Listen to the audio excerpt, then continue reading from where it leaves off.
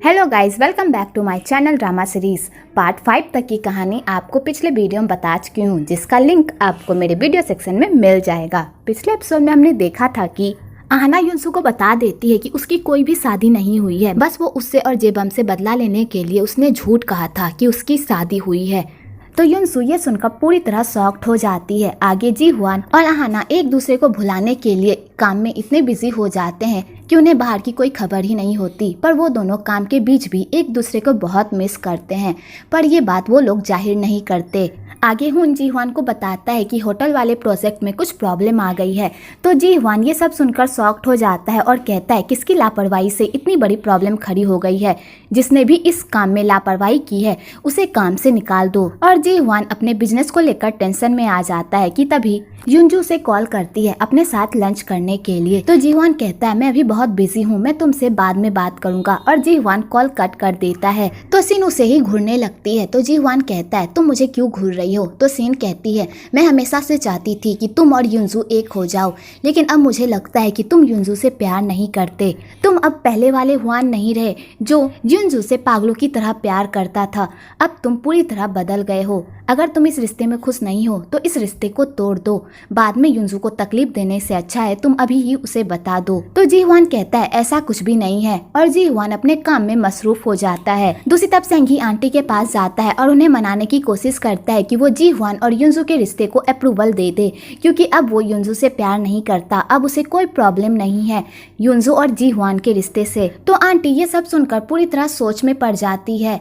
आगे युनजू जी हुआन से मिलने के लिए उसके ऑफिस जाती है और उसे अपने साथ लंच करने को कहती है। तो जी हुआन उसके साथ लंच करने के लिए चला जाता है कि तभी युनजू भी जी हुआन से मिलने के लिए उसके होटल आती है। तो जी हुआन युनजू को कहता है तुम मेरा बाहर वेट करो, मैं इनसे बात करके आता हूँ। तो युनजू कहती है क्या ये बात सच है कि तुम दोनों ने कोई शादी नहीं की थी, बस तुम लोग हम लोगों के सामने नाटक कर रहे थे? तो जी हुआन ये सुनकर शॉक्ड हो जाता है और उससे पूछता है कि ये बात उसे किसने बताई। तो युनसू कहती है मुझे ये बात आहना ने बताई। और युनसू जी हुआन को कहने लगती है कहीं तुम लोग मुझसे झूठ तो नहीं बोल रहे, तुम्हारा अफेयर चल रहा है इसलिए तुमसे आहना गुस्सा है और वो ये झूठी बातें बोल रही है। तो जी हुआन युनसू की बातों का जवाब नहीं देता और सीधा आहना से मिलने जाता है और उससे कहता है तुमने मेरे साथ कॉन्ट्रैक्ट साइन किया था कि तुम ये बात किसी को भी नहीं बताओगी, तुम फिर अपनी दोस्त को ये बात कैसे बता सकती हो, और तुमने बिना मुझसे पूछे ये काम क्यों किया? तो आहना कहती है वैसे भी हम दोनों ने कोई शादी नहीं की थी, हम बस एक दूसरे के फायदे के लिए एक्टिंग कर रहे थे और मैं नहीं चाहती थी कि युनजू इस वजह से परेशान हो,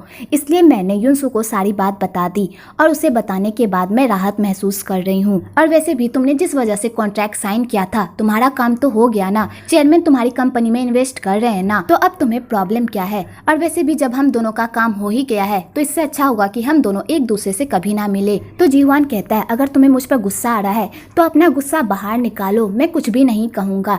तो आहना कहती है मुझे तुम पर गुस्सा क्यों आएगा, वैसे भी हम लोग सिर्फ एक्टिंग कर रहे थे। तो जी हुआन कहता है हम लोग बस एक्टिंग कर रहे थे? तो आहना कहती है हाँ बस एक्टिंग, और आहना ये कहकर वहाँ से चली जाती है और आहना बाहर जाकर खूब रोती है। वेल आगे उन लोगों की किस्मत एक और नया मोड़ लेती है और वो लोग फिर से मिलते हैं एक होटल में। जी हुआन उस होटल की इंस्पेक्शन करने आया होता है और आहना उस होटल का एक हॉल रूम देखने आई हुई होती है, क्योंकि मिनिस्टर वहीं पर कॉन्फ्रेंस करने वाले होते हैं नवंबर में। तो आहना जी हुआन को इग्नोर करती है और जी हुआन को ये बात बिल्कुल भी पसंद नहीं आती। तो आहना जहाँ जहाँ भी जाती है तो वहाँ जी हुआन आ जाता है, तो आहना उसे इग्नोर करके अपने काम में बिजी हो जाती है। तो जी हुआन को इस बात पर बहुत गुस्सा आता है और वो कहता है अगर तुम्हें एक्टिंग इतनी ही पसंद है तो चलो एक्टिंग करते हैं, और मैं तुम्हारे साथ कोई भी कॉन्ट्रैक्ट नहीं करना चाहता। और जी हुआन आहना को हॉल देने से मना कर देता है और उसे अपने होटल से जाने को कहता है। तो बेचारी आहना ये सब देखकर पूरी तरह शॉक्ड हो जाती है। आगे से जी हुआन को डांटती है और कहती है तुम्हें पर्सनल और प्रोफेशनल लाइफ को अलग अलग रखना चाहिए था, तुमने अभी क्या किया? तुम्हें पता है इस प्रोजेक्ट से हमें कितना बड़ा लॉस हो सकता है, तुम्हें अपनी गलती सुधारनी होगी और जाकर आहना से माफी मांगनी होगी। तो जी हुआन को मजबूरन आहना और उसके कॉलीग से माफी मांगने के लिए जाना पड़ता है। और उसके बाद जी हुआन आहना को कहता है तुम मुझे अवॉइड क्यों कर रही हो, आखिरकार मैंने ऐसा क्या किया? तो आहना कहती है क्योंकि मैं नहीं चाहती कि मुझे फिर से कोई गलतफहमी हो और मैं फिर से हर्ट हूँ, इसलिए मैं तुमसे दूरी बनाकर रखना चाहती हूँ। वेल आगे जी हुआन आहना की बेरुखी बर्दाश्त नहीं कर पाता और उसे बता देता है कि वो उसे पसंद करता है। तो आहना उसकी बातों पर बिलीव नहीं करती और कहती है तुम मुझे भी पसंद करते हो और युनजू को भी, क्या ये मजाक चल रहा है? तुम्हें क्या लगता है कि मैं एक बेवकूफ़ हूँ जो तुम्हारी किसी भी बातों में आ जाऊंगी? मैं इस बार तुम पर भरोसा नहीं करूंगी। और आहना गुस्से से वहाँ से चली जाती है और जंगल में जाकर अपना गुस्सा शांत करती है, जिस चक्कर में वो जंगल में खो जाती है। तो वो वहाँ से बाहर जाने का रास्ता ढूंढ रही होती है कि तभी उसका पैर फिसलता है और वो खाई में जाकर गिर जाती है। आगे जब जी ह्वान और उसके कोलिग्स को पता चलता है कि आहना गायब हो गई है, तो वो लोग आहना को हर जगह ढूंढते हैं। तो आखिर में जी ह्वान को ही आहना मिलती है और जी ह्वान उसे हॉस्पिटल लेकर आता है और उसकी देखभाल करता है। तो आहना फिर भी जी ह्वान को इग्नोर करती है और वहाँ से चली जाती है। आगे आहना के डैड आहना के लिए एक ब्लाइंड डेट अरेंज करते हैं ताकि आहना उस लड़के से मिले और अगर वो उस लड़का उसे पसंद आ जाए तो वो उन लोगों की शादी फिक्स कर सके। तो आहना ब्लाइंड डेट पर जाने के लिए तैयार हो जाती है क्योंकि वो जी ह्वान को भूलना चाहती है। आगे आहना इस बारे में सेंगी को भी बताती है। तो सेंगी जैसे ये सुनता है कि आहना ब्लाइंड डेट पर जा रही है तो उसे बहुत ही गुस्सा आता है, पर उसे खुद ही नहीं समझ में आता आखिरकार उसे इस बात पर इतना गुस्सा क्यों आ रहा है। आगे आहना ब्लाइंड डेट पर जाती है तो उसकी मीटिंग जी ह्वान के होटल में ही रहती है। तो आहना उस ब्लाइंड डेट वाले बंदे से मिलती है कि तभी वहाँ पर जी ह्वान भी आ जाता है और उन दोनों को एक साथ देखकर वो कोई रिएक्ट नहीं करता और अपनी मीटिंग पर ध्यान देता है। तो आहना को इस बात से बहुत बुरा लगता है कि जी ह्वान को कोई फर्क नहीं पड़ता कि वो किसी और लड़के के साथ है। तो आहना जी ह्वान को चिढ़ाने के लिए उस बंदे से हंस हंस कर बात करती है। तो जी ह्वान को फिर भी कोई फर्क नहीं पड़ता और अपनी मीटिंग खत्म करके वहाँ से चला जाता है। तो आहना को जी ह्वान पर बहुत गुस्सा आता है और वो वॉशरूम के लिए चली जाती है।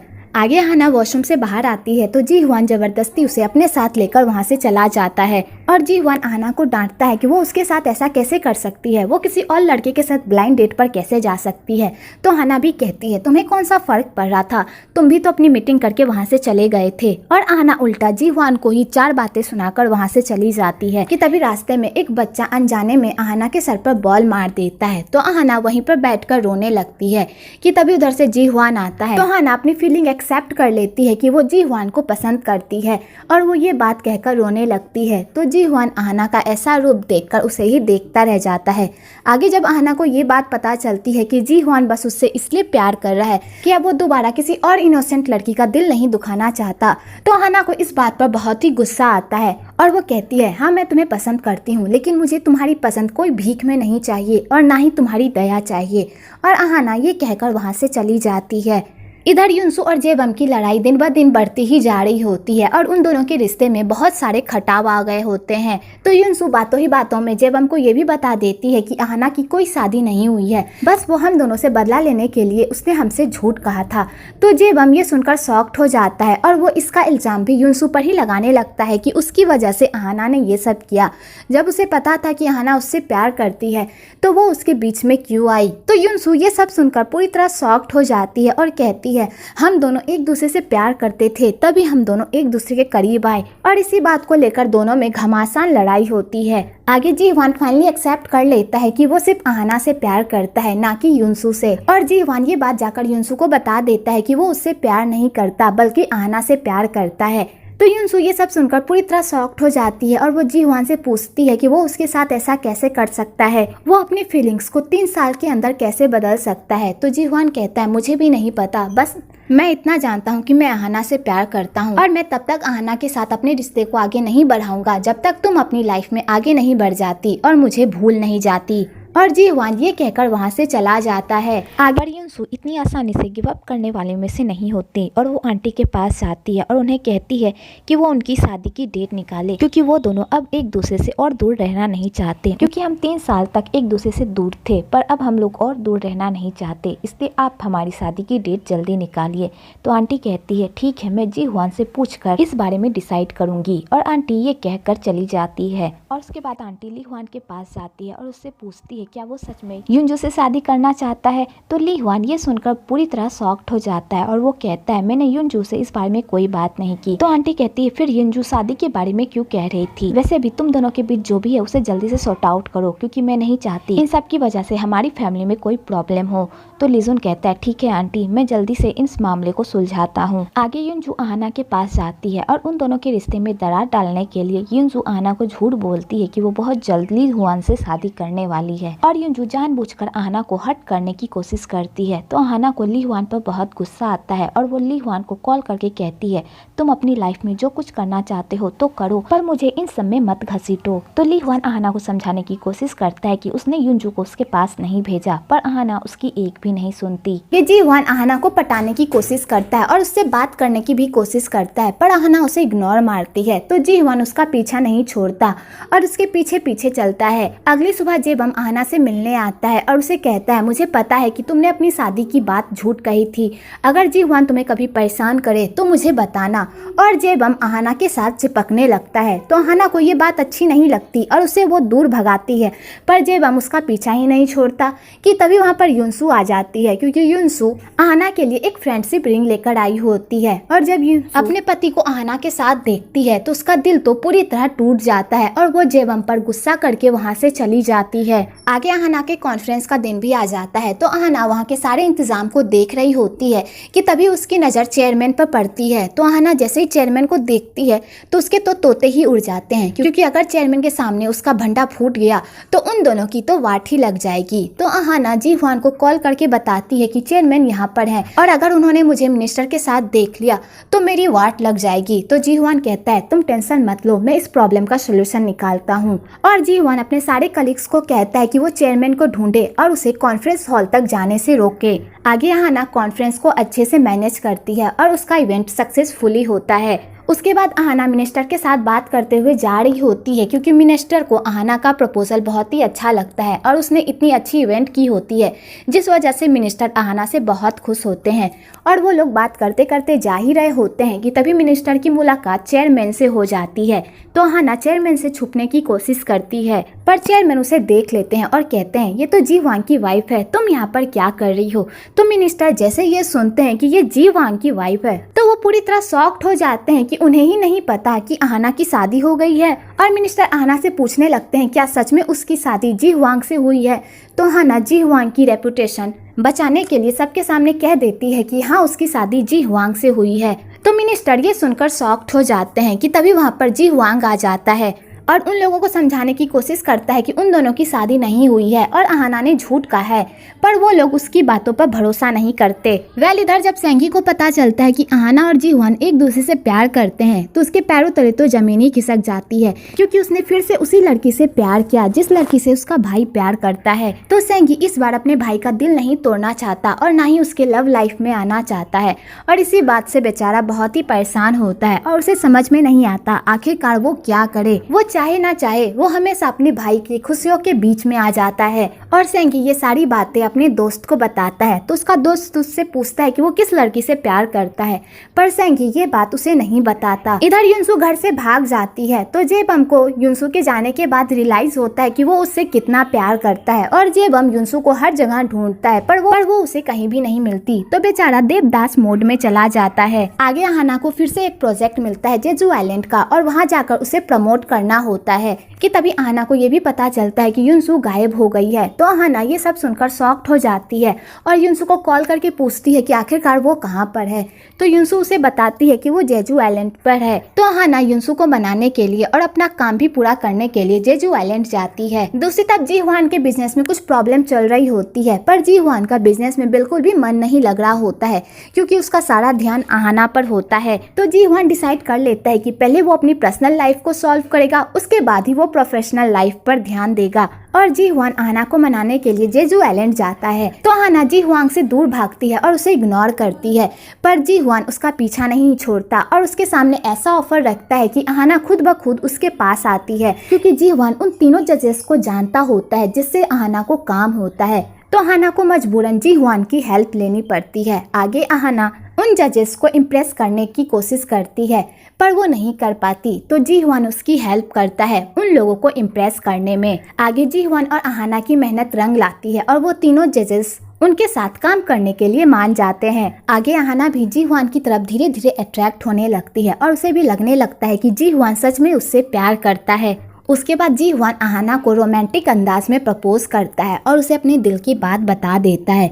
तो फाइनली आहाना भी जी हुआन के प्रपोजल को एक्सेप्ट कर लेती है और दोनों एक दूसरे को डेट करने लगते हैं। आगे वो लोग खुशी खुशी घर वापस आ जाते हैं। दूसरी तरफ जेबम को भी पता चल जाता है कि युनसू जेजू आइलैंड में है। तो जेबम युनसू को मनाने के लिए जाता है और कहता है चाहे मैं तुमसे कितना भी लड़ लूं पर मैं तुम्हारे बिना नहीं रह सकता, प्लीज मैं वापस आ जाओ।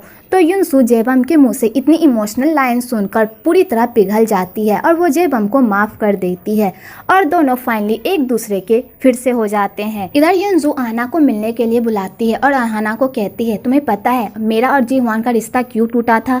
क्योंकि उसके छोटे भाई को मुझसे प्यार हो गया था और जी हुआन अपने छोटे भाई को तकलीफ में नहीं देख सकता था, इसलिए उसने मुझसे रिश्ता तोड़ लिया। लेकिन मैंने कभी भी जी हुआन से प्यार करना नहीं छोड़ा। मैंने उम्मीद की थी कि वो भी मुझसे प्यार करता होगा, लेकिन पता नहीं क्यों वो अब तुमसे प्यार करता है। आखिरकार तुम में ऐसा क्या है जो अब वो मुझसे नहीं तुमसे प्यार करता है? तो आहाना कहती है मैं तुम्हारी फीलिंग्स समझ रही हूँ कि तुम किस दौर से गुजर रही हो, लेकिन मैं तुम्हारी कोई हेल्प नहीं कर सकती। और आहाना ये कहकर वहाँ से चली जाती है।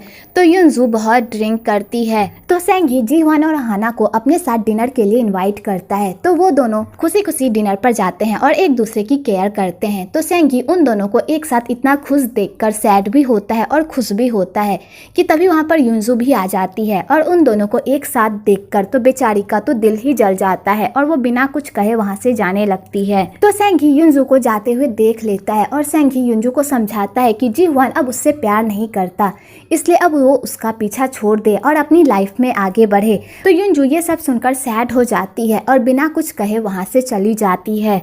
सेंगी भी उसी दुख से गुजर रहा होता है जिस दुख से युनसू गुजर रही होती है, पर सेंगी अपने आप को संभाल लेता है क्योंकि वो जानता है कि वो जिस लड़की से प्यार करता है वो लड़की उससे प्यार नहीं करती।